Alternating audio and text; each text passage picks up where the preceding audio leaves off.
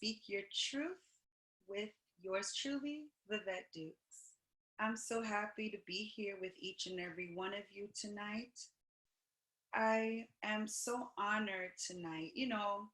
Things went a little awry. So my original guest, the original guest that I had planned, um, both of them had situations come up where they were not able to join tonight. And I found that out not too long ago. So as you can imagine, I was getting a little frazzled, like, well, what am I going to do? Who are my guests for tonight?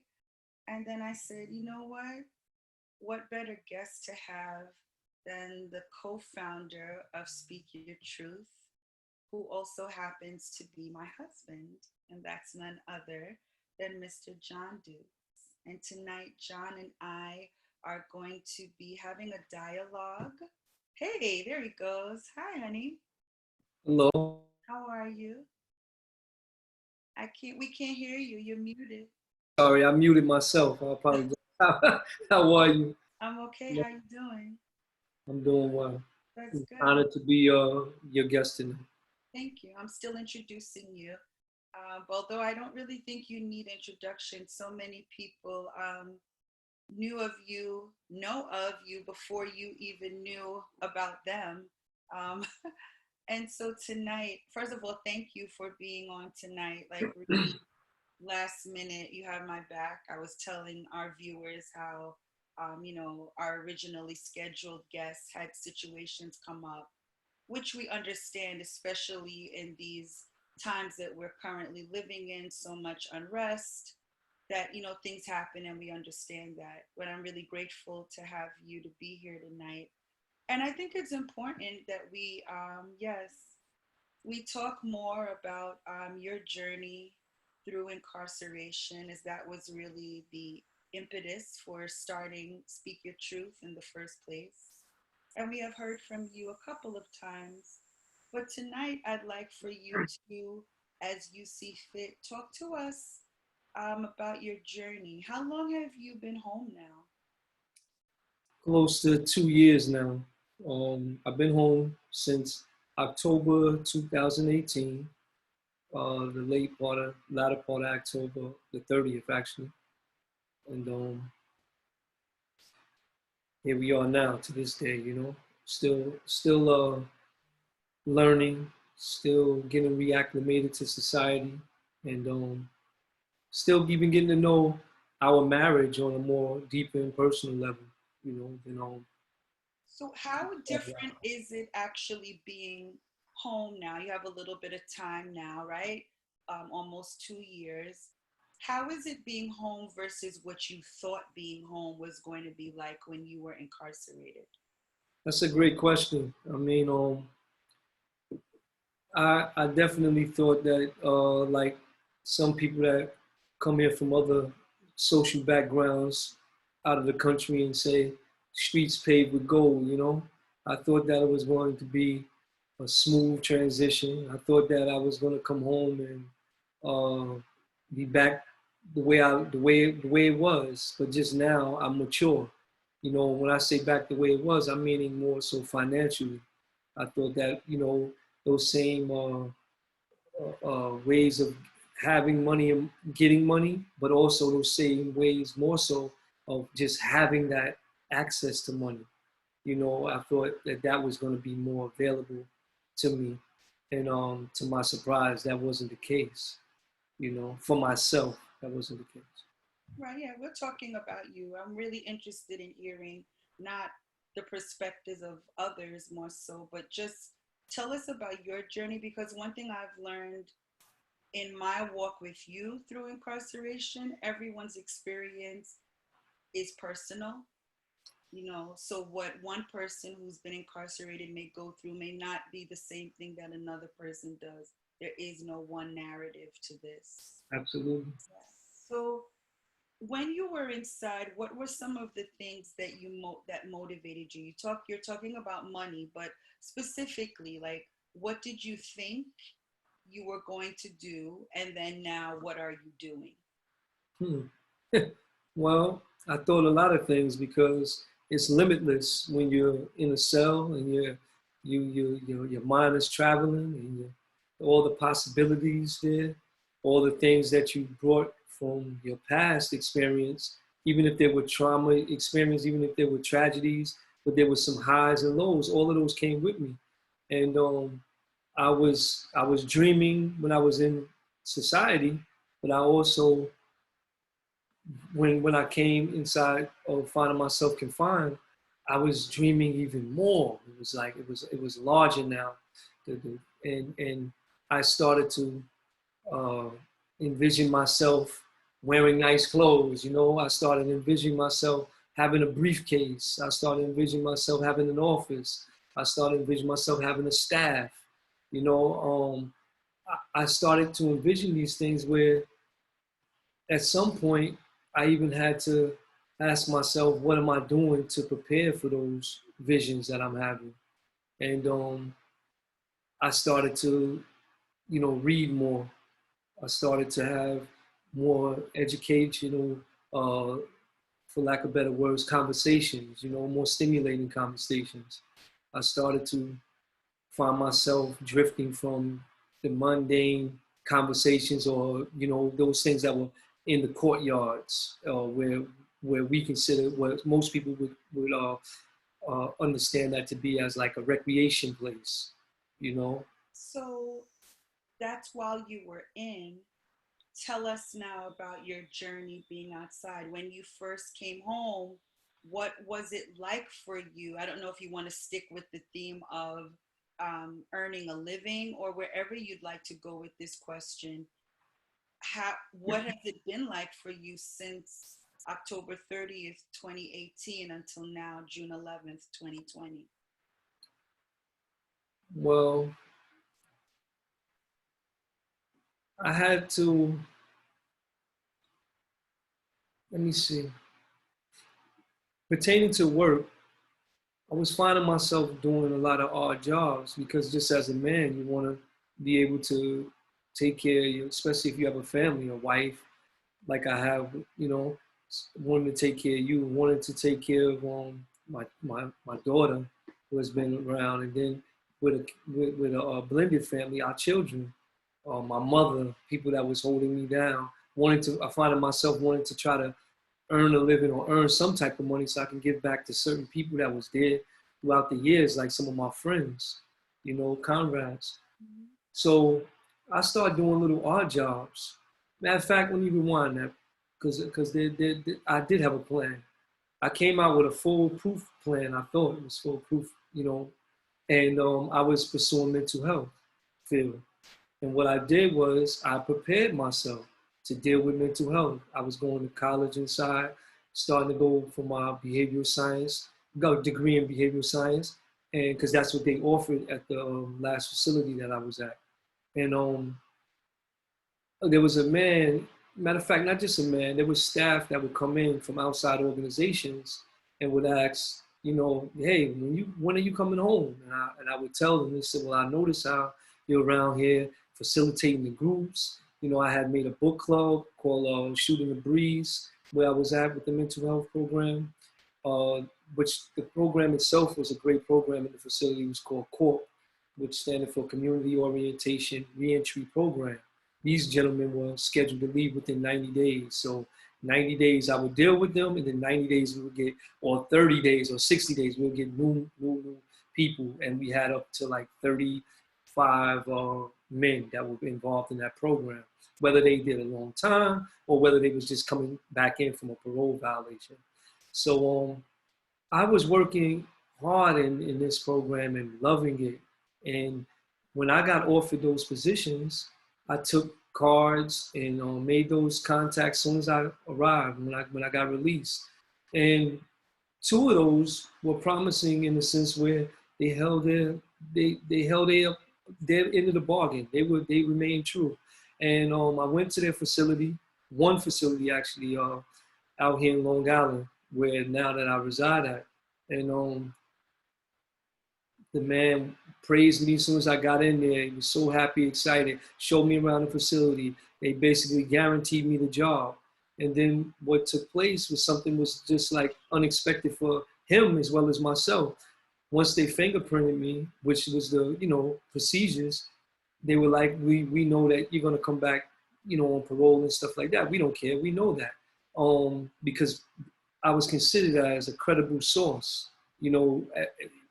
Upon my release, I was definitely considered a credible source, and also somebody that had worked the facility, so I had experience too with mental health. Right. So, long story short, the man came back to me. I'm purposely not saying his name because I didn't ask him, but he came back to me and said, John, he said, unfortunately, I'm sorry to tell you that we can't hire you because Albany, um, they denied it, because you're still on paper saying that you just came home, so you need a certificate of relief. So I was asking then, like, well, what is a certificate of relief? He said, well, I said, because I only understand that to be after you get off parole. I mean, after you do parole for 3 years, if you have a life parole like myself, that's going to be at 3 years, the time of 3 years exactly that I can put in for something like that. So are they referring to that? He said, I don't know. I think so. I don't know. I I, looked into it, and I that's just want to stop you for 1 second because yeah. you may be using terms that people are not familiar with, that I wasn't familiar with before, being on this journey with you also. Apologies. So, no, that's okay. I just want to give some context. So, a certificate of relief is basically a document stating that although you have had involvement with the criminal justice system, you are still eligible and qualified to pursue certain careers and certain jobs. Right. And in your case, from what I understand, even the people who came inside from the organizations did not know that you needed that document, because had they known, that's something that the people who put together your parole packet could have included. You could have basically asked the board for that certificate of relief. Yes, at the board, Mm-hmm. which like you said, I wasn't privy to that knowledge. And then discovering that now, it was like, It's too wow, late. It it's was, too late. it was too late. Um, Yeah. So now, so I know, obviously I know your story because I'm going through it with you. So you were kind of knocked down by that because for many years, that's what was keeping you going. That was your plan. I'm going to come home from prison. I'm going to do XYZ. I have a job already lined up, which is like, doesn't get any better than that, right? Um, which also having gainful employment is a tenet of your parole, your release. Like, I wanted to get to that. I'm yeah, glad you put that up. If I may. absolutely, because it's this catch 22, right? So that's what I'm Yes. hearing. Yeah, sure, It, go it's ahead. hypocritical. I mean, Mhm.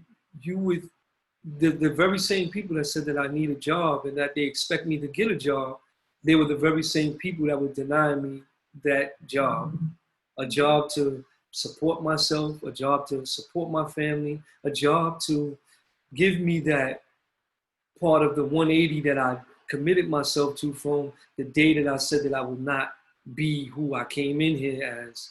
And now I'm on this journey, on this path. They denied me that with just one no. You mentioned a term just now, this 180 that you're on. So talk to the viewers a little bit more about that. What is this 180? Well, I found myself listening to phrases, and there was these old cliches that people would say while we're so-called spinning the yard. And for those who don't know, that's when I was incarcerated. We in prisons, they have these big yards, which I like to call parking lots. Cause I used to joke around and say, listen, this is where I would park my car at. I don't want to, I don't want to be out here walking this yard with you. But what I learned was that people would say things like, oh, I did a 360. And I used to subscribe to that, like, oh yeah, I did a 360. And I said, wait a minute.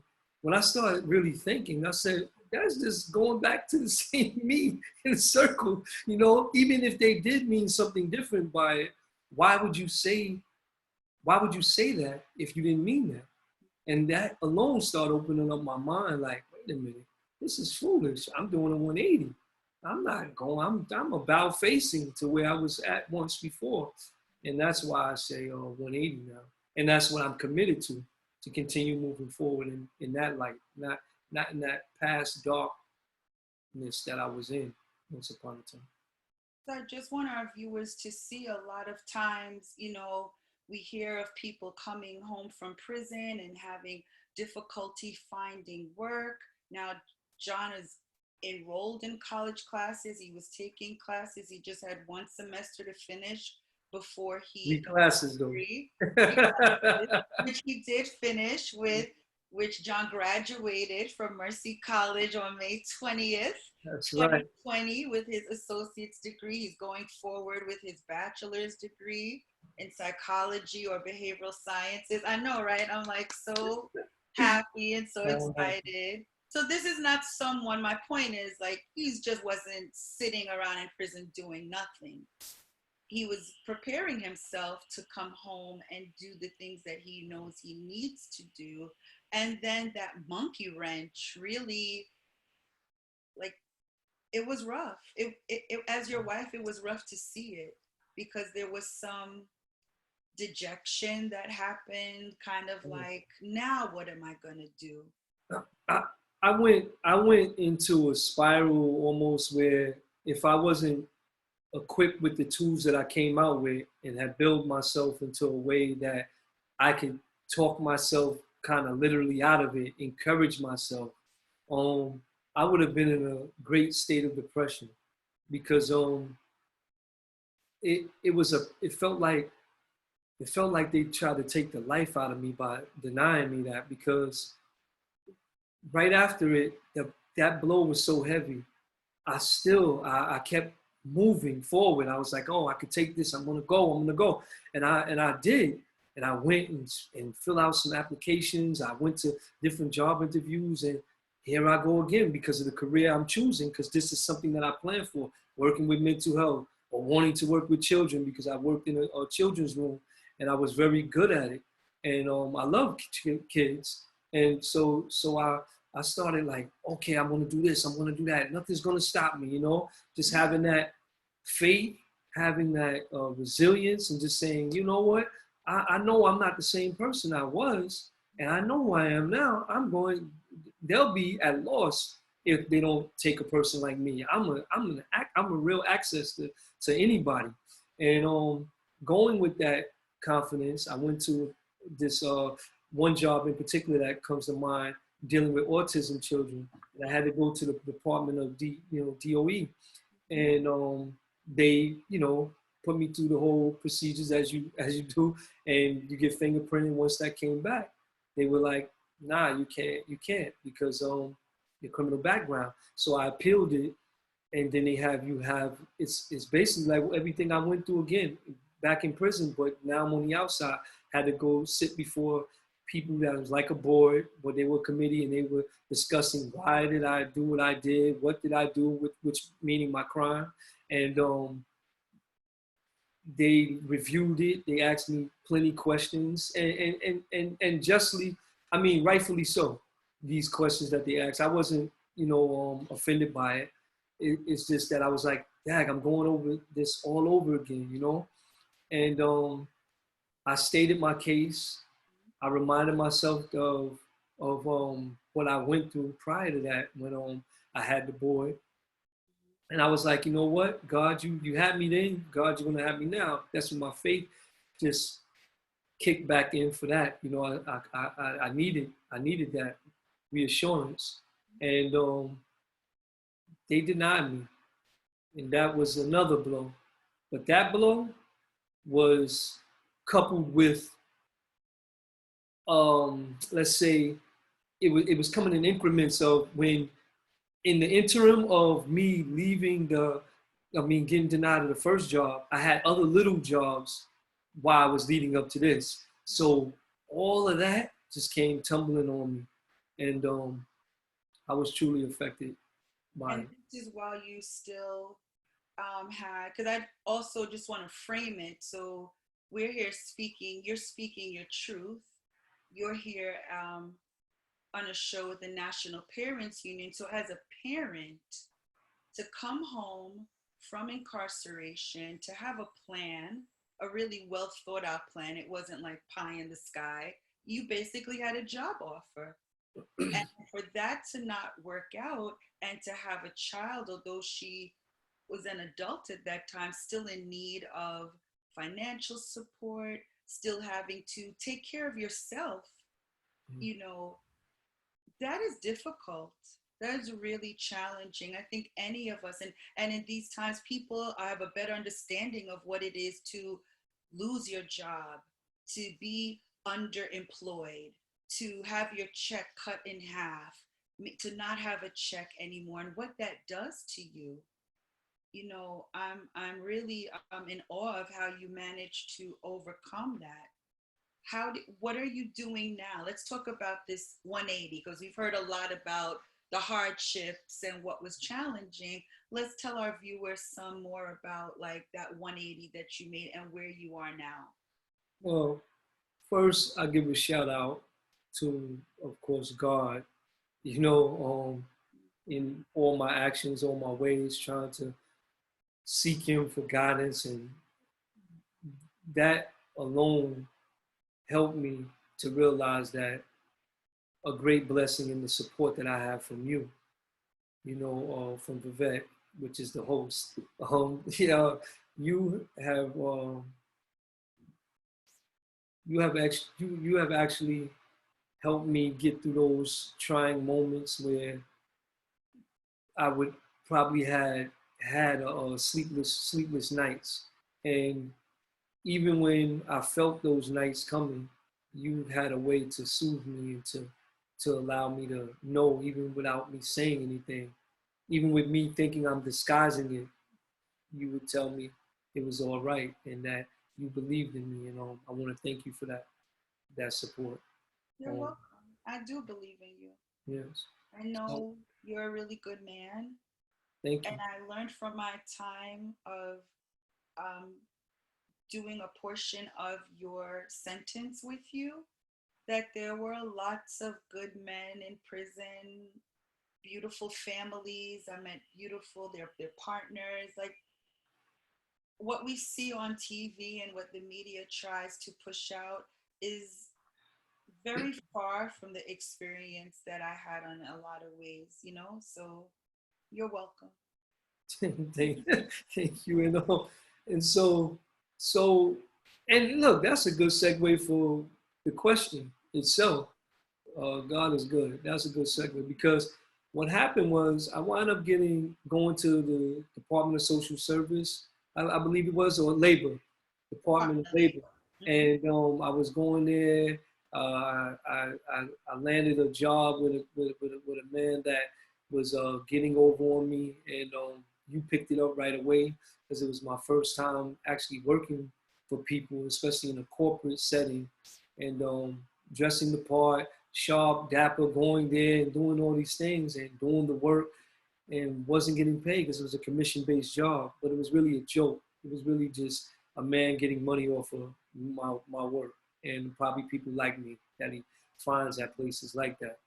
You Um, actually went to a job fair, right? So yeah, this was, job thing. there are so many wolves in sheep's clothing. John actually went to a job fair given by the Department of Labor that was geared towards um, men and women who were formerly incarcerated. So therefore, all of the vendors there offering jobs knew that you had a record, and John was really excited. Like, well, that'll overcome that barrier. Since that was an issue before, I won't have this issue now. But that particular, not everyone there had the right agenda. And so he was there to take advantage. And so, well, you did a lot of time in prison. You're basically desperate in Yeah, his eyes. yeah. And you were just so happy for someone to say, sure, come on, you have a job, which is just what you wanted. Like, That's I want even to work, awful. Yeah, and he offered and you were willing. And I saw like something's wrong with this. I don't like this. But you went through it and you saw, and finally we saw like who his true colors. But yeah, it's just interesting to me that even again the way that marginalized communities and people who have already been harmed are continuously targeted. Why would someone be at a job fair and not be truthful about their intentions, instead just seeking to cause you further harm? I think Yeah. that was the biggest. Greed is the only thing that I can think of. You know, greed, selfishness, all kind of things with that person. Right. You know, that hey, Hey. it was a learning experience for me, I'll tell you. And what happened when you saying moving forward with the 180, Mm-hmm. it comes right back to you again that you had enough sense, as always, you had enough sense to say and remind me that, hey, why don't you start reaching out to some of your friends that are already have already been out here and they look like they're doing positive things. Why don't you call some of them? I was still reluctant to do that because, for one, being in prison for so long, I was just really trying to get away from a lot of the prison. I mean, the whole prison, people, everything associated with it. I didn't care if it was a person that was good, bad. I just didn't want to be involved with it. My 180 was on that path to even leaving that. I didn't want to be involved. I didn't want that to be my story, like how I have to speak about it now. I didn't want that to be the whole narrative, like, oh, here's a man, he's been in prison. But then I start realizing that that is my story though. I start realizing that I I spent most of my life, or half of my life, let's say, in prison. You know, from the time that I got incarcerated and then came home. I was finding myself looking at people that were my peers out here, and some that weren't my peers in a sense because they were young, like my daughter, but she was already starting her career, and people were like, they were already established. And here I am, 46 years old, you know, looking like, where do I begin? Where do I start? You know, I can't go back to those old pipe dreams. And then there were some dreams that some of us all may have and can uh excuse me, can relate to, that some dreams will just die with, that you don't even share with other people. You might be too embarrassed to tell a person like, oh, I wanted to be a singer. And they're like, you can't be a singer. But that's why you didn't tell them, because you know you can't sing. But that's not saying that that wasn't your dream to be one, you know? So I had to deal with that. And you called up a friend of mine's, but it was a mutual friend. His wife was a his wife was your friend. He was my friend, and we happened to connect at prison when you saw him on the visiting floor. You happened to see his wife, and you remembered that because that's been your friend. You called her up. I'll never forget, and then you say, "Listen, your friend said that they have a job, possibly just for temporary, but just, you know, for 30 days or so to work at the job. Would you like it?" Now, that was really hard for me to do. And, wives out there, um, I'm sure you can understand that you have to let a man be a man. No man wants his wife finding his job for him. And already the dynamics of our marriage can be they're already non-traditional. I'll say it like that. So there is this, with you, like, well, that's been holding me down when I was inside. Like you said, you wanted to come home and do certain things, and to not be able to do it, I could see that it was weighing on you. It wasn't helping you move forward. And so I had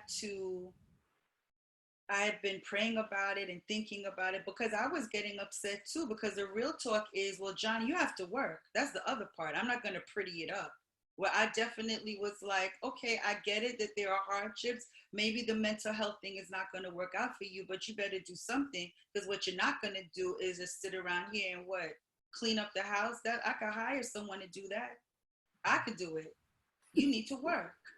And so I was very adamant about that too, because I too had my thoughts of what life would be like once you came home. And that wasn't it.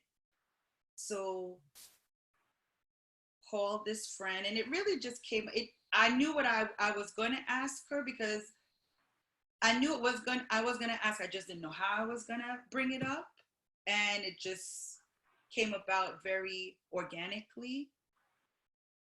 And she said, "Sure, I'll talk to my husband and see." Then you guys spoke, and yeah.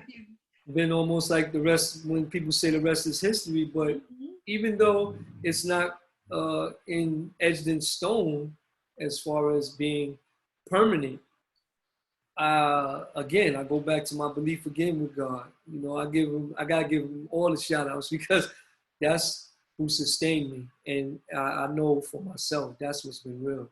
So And where do you work now? Because I think I would like to shout them out. Shahu. I know you've been mindful about not mentioning the names of other people, but I think it's important to mention where you Oh currently yes, work. I could shout him out. I'm sure he's on TV a lot anyway. Oh, that's my good friend, but also out of respect, the man that I work with and work for, because I'm working under him. I'm the executive assistant at the Marshall Project for a publication called News Inside, and the director of that publication is Lawrence Bartley. Can And you tell us about that publication, what it is, and what you do there, and the organization, the Marshall Project? well, we at the Marshall Project, we actually report on a large scale of injustice like mass incarceration, detention centers, um, very few things that we report on in the criminal justice system or dealing with injustice around the nation. It won't be about like a specific person per se. It may be grouped in, like if you would say an Eric Garner, uh, George Floyd, it'll be grouped in as the chokehold or as things that have happened that have been unjust, that have been cruel or corruption. Um, so I, what I do now, I work in the section in the part of the organization where we do the publication that we give back to people that's incarcerated.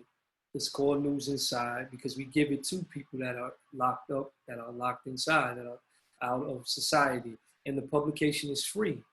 You know, you give us your name or your loved one name, or if they write us, we'll send them the publication free of charge, you know. And what's You included know? in the publication News Inside? What are some of the articles? What's included in that publication? Who writes Okay, those well, different laws that may be changing, that may affect the person at the board or may affect the person while they're in there.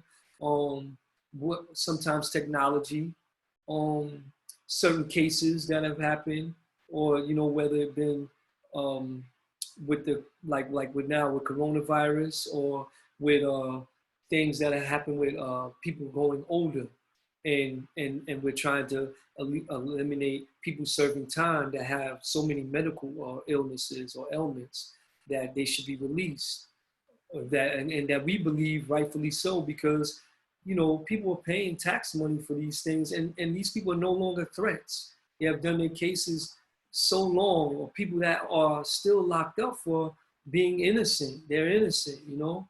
So we have different things in there like that, and we have it where it's not just geared towards men because we're the ones that work at the Marshall Project that were formerly incarcerated are all men, right? As of now, no, actually not. We have one Curry, yeah, Curry Blaker, I believe her last name is, but Curry, she's also a reporter now, and she's been formerly incarcerated. So we do have a woman. But my point was bringing that up is that the publication goes to men and women.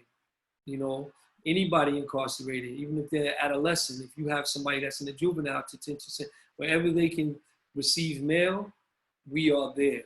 If you want give us a shout, I was just gonna say so. contact us at the marshallproject.org. Yes, I was The going to Marshall ask you, someone Project. wanted to reach you if they have a loved one or who is incarcerated, how could they reach you so that they could get that publication to them? Could you give that Well, information? my email address is J Dukes Dukes at themarshallproject.org. Got it. So that's So J Dukes Go at ahead. marshallproject.org. That's my email address. And once you contact me, I'll place you on the list. I wanted to, and I didn't mean to, but I want to also inform people that are watching and that may be interested. It's a little bit slow now, not because we don't have the the money or the means to do things. It's just because the way mailing system is right now with coronavirus. So things are slow, but you still need to give me your name so I can place you on that list, and we will get that out to your family members. Yes, and it's important to note that the writings are also, some people who are incarcerated are included as journalists as well. So sometimes Yes. they have writing as well. Oh, So it's the voice of people inside also. It's not just journalists on the outside reporting about what's inside. It's literally men and women who are currently incarcerated have the opportunity to make their voices be heard. So for Speak Your Truth, that's really huge because that was a large part of us starting also, to make sure that, because when you go in prison, people forget about you and your voice is cut off from society in large part. So to have your work published in a magazine that comes out is a very big deal. and, and oh, I'm sorry. No, I was gonna say I didn't know if you wanted to talk more about that. I do. What you're saying is spot on because we have people that actually, let's see, they will submit poetry sometimes. They will submit essays, and we sift through those, and whatever that we can place in the magazine, we do. Most of the things we do is not so much just artistic. Obviously, we're really trying to hammer uh, empowering whoever can grasp whatever the material that we give them because it's so limited inside because they don't have access to computer outside to the internet on the inside. So we try to really give people food for thought to not only just get them through the night or the years, but also to get them to their destination, which is home, to their family. Um, the other thing that came to mind when you were speaking. Yes, we had a journalist that I know offhand, John Lennon. He's in Sing Sing Correctional Facility now. He's one of the writers that he sends in his writing material and it gets published as well, and he gets paid for that. So it is a great organization. Um, we're objective, of course, because we're the news. We're supposed to be objective, but we do report things. We report those things as we report. From what I learned from the journalists, and we work with top journalists from the New York Times, from the LA Times, from the Esquire magazine, the New Yorker. I mean, so many people work with us. I tell so many of my friends now, like I work with people that not only we won the Pulitzer Prize, but also we have a documentary that award winner that works with us by the name of Emily Casey, and she also has won Emmys for her great work. And why I'm bringing up all of that, not to fluff or to make it sound a way, but the reason why I bring that up is because the thorough investigation that we do for each story. So this is why it's so crucial on what we report and or it's so crucial to give it out to the people that are incarcerated because it's things that we take time to really see and get into every detail before we even agree at the boardroom to say this is something we're going to put out because we want to have facts, and we do that with our data. We're on top of it, And and I'm proud to say that I'm a part of something like that.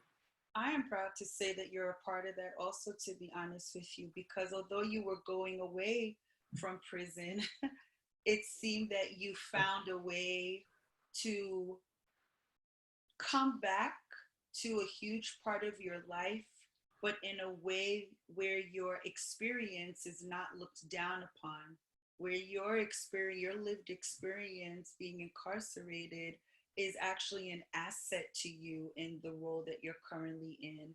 Whereas in the other positions that you were going for, it was looked down upon, it was seen as a hindrance. Mm. Also, a project that is named after Thurgood Marshall really resonates with me and with their cause, their fight for justice.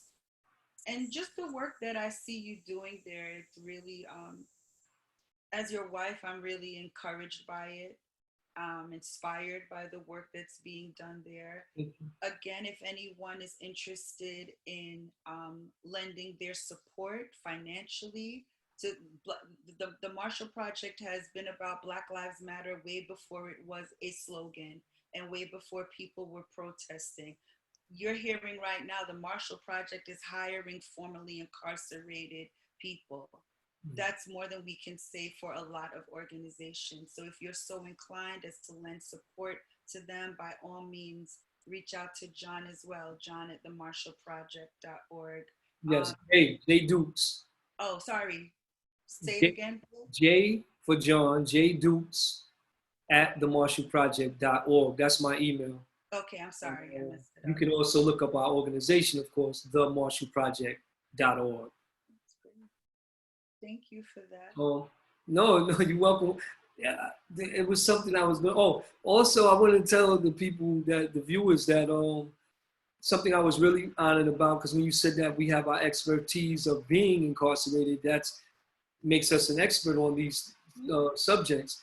And a lot of times we are asked questions and we got to go into depth because they want some insight maybe on how we think, how do we, what we know to be true by being in there. Because you many times you see characters depicted on televisions and things like we were watching a few nights ago on The Last OG, a show that we happen to like to watch, Vivett and I, with Tracy Morgan. Some of the things that they say, like, referencing to a lot of things that don't happen inside the facilities, things that seem to be uncomfortable for some people to speak about, but they're not true in a lot of facilities. A lot of people are not faced with that. Everybody does have their own unique experience. So why I bring that up is that maybe I think it was the first week or the second week on the job at the Marshall Project, I got offered to do a voiceover for a cartoon that we did with a lady by the name of Molly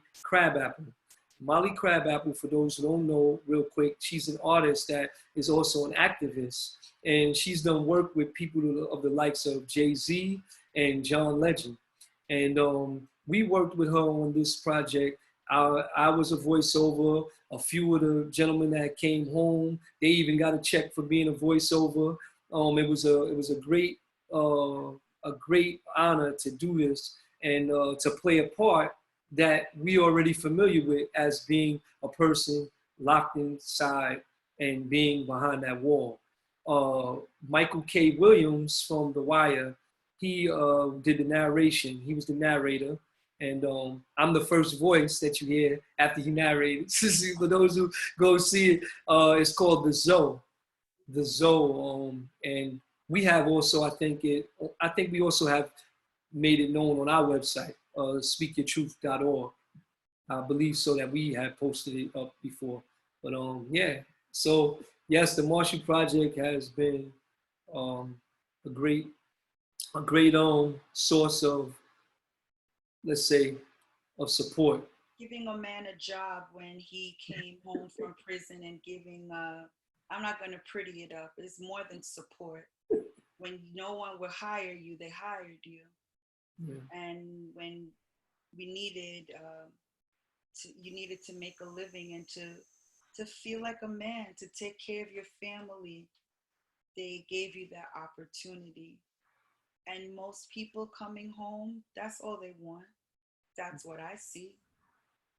Parents coming home from prison, they want to be able to reach into their pockets, buy their kid an ice cream cone, do the things that they were not able to do for all those years that they were away. And so, any organization that is providing a platform and gainfully employing men and women who are now returning citizens. I don't even like the formerly incarcerated because there's so much focus on your past. when really it's the present. You did the 180, and now it's your returning citizen, and they're really giving opportunities to returning citizens. So grateful for them, grateful for you sharing your journey, John, especially as it pertained to work and coming home and getting back in the saddle as far as that was concerned. We appreciate your transparency. You're like our favorite guest at the National Parents Union's Thank present Speak Your Truth. So I thank you. you. I thank you for your time. I thank you for your honesty, your transparency. So many people have not heard the real story of anyone, in terms of what it was like in prison, and now what is your returning entry, um, re-entry rather, process like. So thank you for being the voice of so many. Thank you for educating the people. I find we're in a big time now of educating so many of us who are ignorant to many things, whether it's the truth behind mass incarceration in the United States, incarcerating more people than any other nation on the planet, Mm-hmm. whether it's racism and why so many people are not aware of the plight of Blacks in America. Whatever it is, I'm just grateful that in this time, in this season, that we do have a man like you who's willing to come out and step out and be that voice to share, Thank you. really for the purpose of educating. Like, who wants to just sit there and talk about painful things in their past? Nobody. But if it's for the purpose of educating others and benefiting others, I know you're on board with that. So I thank you. Thank you so much. You're My very welcome. pleasure. And so, with that, ladies and gentlemen, we thank you so much for being here with us tonight with NPU Live presents Speak Your Truth with yours truly, Vivett Dukes, and the co founder of Speak Your Truth, John Dukes. We thank you for your time. Yes, we thank you for Thank your you. time. Be safe, stay on task, stay on journey, and we look forward to seeing you again on Monday evening, 7:30 p.m. Eastern Time, same place. Until then, be well. Good Be well. night. Good night. Thank you.